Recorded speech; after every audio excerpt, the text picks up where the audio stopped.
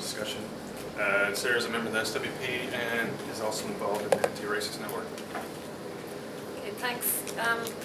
I suppose, I think the title of the meeting is sort of a funny title. Is fascism a threat now, as if it wasn't before Oslo?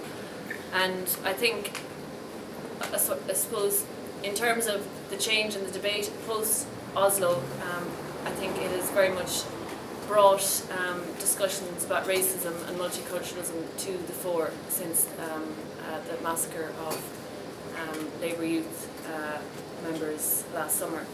And I think the reaction to Oslo is, or was, and still ongoing, was rather interesting, because when the news first broke, before the identity of Anders Breivik was revealed, I think the first response was it must have been a Muslim. It must have been a fundamentalist Muslim.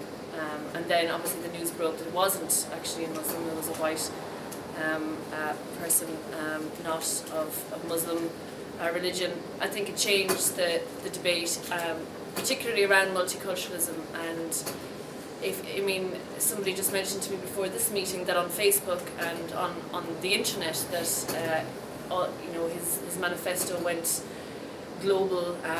More people signed on to his Facebook page. There was a sort of almost justification, not of what he did, but there was this sort of narrative of, well, there really are genuine problems with immigrants, and that was a lot of the debate in the aftermath was framed around that. Yes, it was a terrible thing. Yes, horrible massacre, loss of lives, but he was reacting to a genuine problem, and that is very much, I think, it's exposing a lot of the, I suppose, the people, the liberals who would use the multicultural debate in a way that masks a sort of an underlying racism, that these things are problems.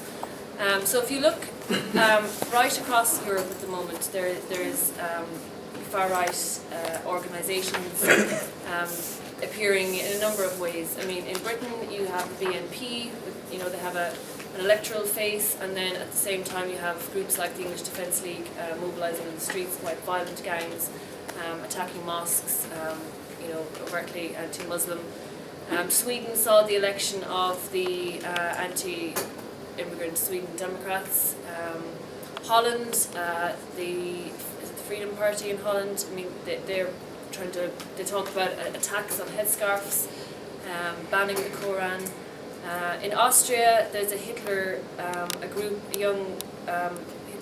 youth wing of the fascists, and a Hitler anthem from the 40s is their song. And they also, 2 or 3 years ago, there was a video game launched called Bye Bye Mosque, and it was a video game where you literally, you killed Muslims and bombed mosques on your video. And then the example I'd like to spend a little bit of time on is Hungary. Hungary, there is a party called Jobbik, who, when they first appeared on the scene maybe 8-9 years ago, they weren't overtly fascist, they weren't even overtly racist. They were talking about bread and butter issues, unemployment, the economy, and they were very active in working class areas, very visible, and gained support by talking about these bread and butter issues. At the same time, they were associated, but not overtly, with a more right-wing or more fascist street gang. But now, 8 or 9 years on, they are openly fascist, and it's clear that there's street confrontations between their gangs and other groups.